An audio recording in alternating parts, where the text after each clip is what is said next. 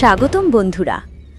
আজ আমরা এক অদ্ভুত যাত্রায় যাচ্ছি, যেখানে এক সাধারণ বাস, রাতের নির্জন পথ এবং একজন রহস্যময় যাত্রী মিলেমিশে গড়ে তুলবে এমন এক ভয়ঙ্কর গল্প যা তোমার রাত্রিকালীন স্বপ্নকেও কাঁপিয়ে দিতে পারে।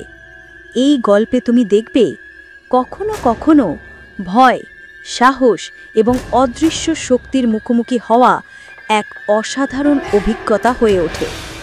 আর একবার যখন রাতের বাসের দরজা বন্ধ হয়, তখন আর ফিরে যাওয়ার পথ থাকে না। তাই চুপচাপ বসে থাকো, চোখ মেলে দেখো আর হৃদয় প্রস্তুত করো এক রহস্যময় যাত্রার জন্য। তাহলে চলো গল্পটি শুরু করি। রাতের অন্ধকার শহরের প্রান্তিক রাস্তায়, যেখানে একাকী বাতি জ্বলছে এবং কুয়াশা জমে আছে ঘন কালো ধোঁয়ায়। সেই সময় অমিত, এক যুবক, ক্লান্ত শরীরে গ্রাম থেকে শহরের কেন্দ্রে ফিরছিল। রাত প্রায় 11টা। বাসস্ট্যান্ডে ছিল কেবল 2-4 জন যাত্রী। অমিতের চোখে ক্লান্তি, কিন্তু মনটা সতর্ক। সে বাসের ভেতরে ঢুকতেই হালকা চকমকানো বাতি এবং ধূসর ধোঁয়ার গন্ধ অনুভব করল। বাসটি প্রায় খালি, কেবল কয়েকজন যাত্রী।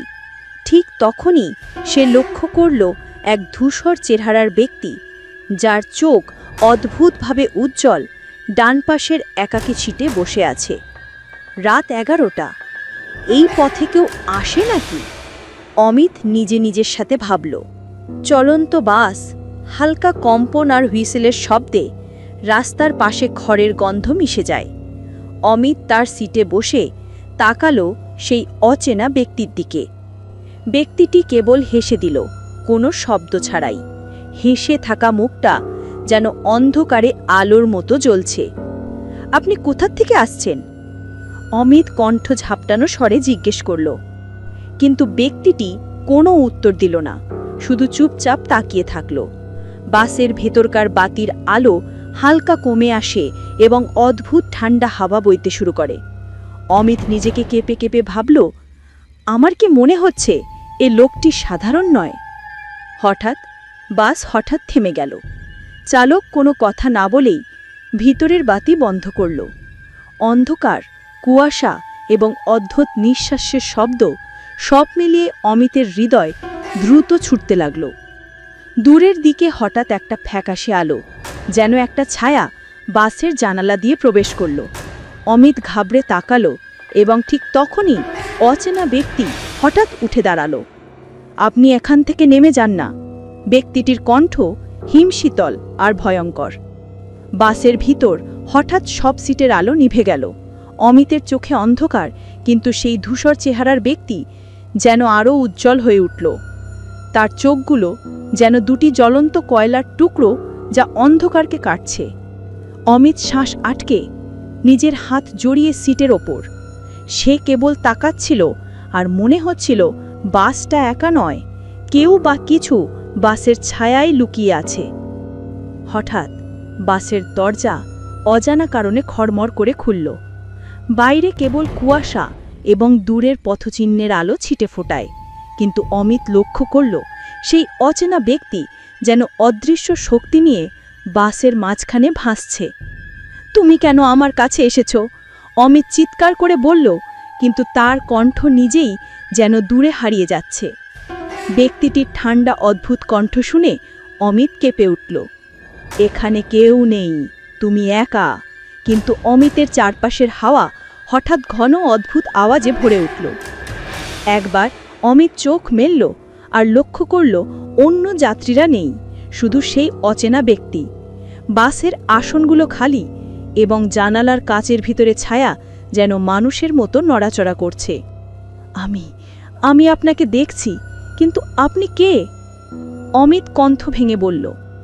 ব্যক্তিটি হেসে উঠল আর তার হাসি যেন এক অদৃশ্য ঝড় বাসের ভিতরে প্রতিধ্বনিত হল।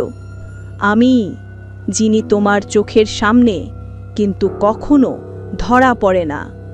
সে কমলাবাতির ফাঁকে বলল। হঠাৎ বাস কেঁপে উঠল।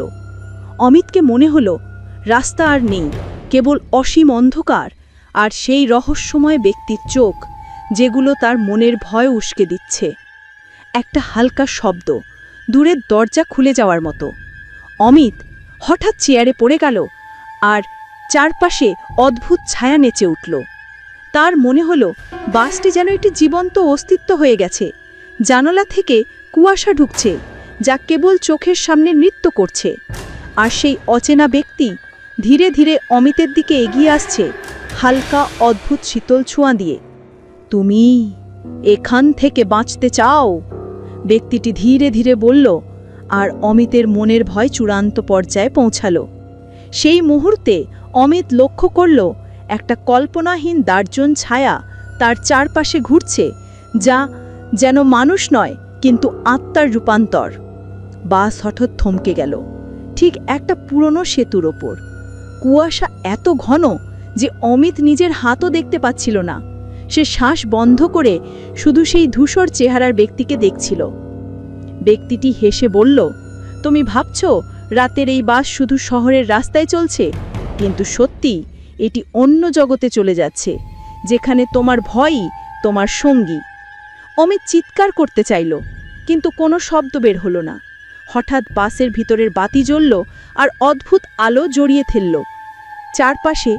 অমিত দেখতে পেল আসলে বাসে আরও বহু অচেনা মুখ, বিভিন্ন যুগের মানুষ যারা কোনো দিন ফিরে আসেনি। তাদের চোখ খালি, মুখ অচেনা, কিন্তু হঠাৎ তার দিকে তাকালো। তুমি বাঁচতে চাও? সেই ধূসর ব্যক্তি আবার বলল। অমিত তাড়াহুড়ো করে হ্যাঁ বলল। তখনই হঠাৎ একটা হালকা কাকের চিৎকার আর বাতাসের সঙ্গে এক ধোঁয়াটে হাতের স্পর্শ।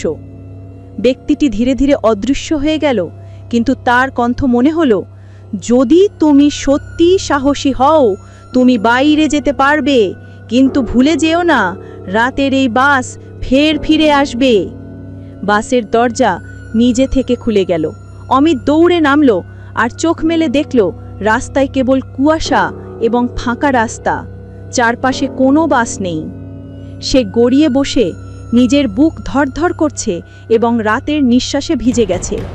মনে হলো তার চারপাশের বাস্তবতা ফের ফিরে এসেছে। কিন্তু ঠিক তখনই সে শুনল হালকা হুইসেলের আওয়াজ দূরের দিকে, যেন আবার কেউ বা কিছু তাকে ডাকছে। অমিত দৌড়ে গিয়ে রাস্তার কোণে তাকালো, কিন্তু কেবল এক ফ্যাকাশে ছায়া, যা অদৃশ্য হয়ে যায় কুয়াশার মধ্যে। সে বুঝল রাতের এই বাস কেবল একটি যাত্রা নয়, এটি একটি পরীক্ষার স্থান, যেখানে ভয়, সাহস এবং অতিপ্রাকৃত সত্য মিলেমিশে এক হয়ে যায়। অমিত ধীরে ধীরে দাঁড়ালো, তার হাতও এখনো কাঁপছে, কিন্তু সে জানে এই রাত, এই অভিজ্ঞতা তাকে কখনো ছেড়ে যাবে না। বাতি জ্বলে উঠল, কুয়াশা ধীরে ধীরে সরে গেল এবং শহর আবারও স্বাভাবিক রাতের আলোতে ভরে গেল।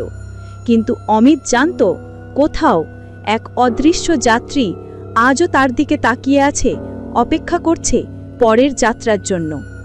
বন্ধুরা, গল্প শেষ হলো, কিন্তু রাতের সেই বাসের রহস্য কেবল গল্পে সীমাবদ্ধ নয়। তুমি কি মনে করো কোথাও অদৃশ্য সেই যাত্রী আজও অপেক্ষা করছে পরের ভয়ের জন্য এবং আমাদের স্বাভাবিক জগতের আড়ালে তাকিয়ে আছে? এই গল্প আমাদের শিখিয়েছে ভয় কখনো নিখুঁত শেষ হয় না, বরং সেই ভয় আমাদের সাহস, সতর্কতা এবং কৌতূহলকে আরও তীব্র করে তোলে। যদি তুমি এই রাতের ভয়ঙ্কর যাত্রা উপভোগ করো, সাবস্ক্রাইব করো, লাইক ও কমেন্ট করো এবং পরবর্তী গল্পের জন্য চোখ রাখো। ধন্যবাদ।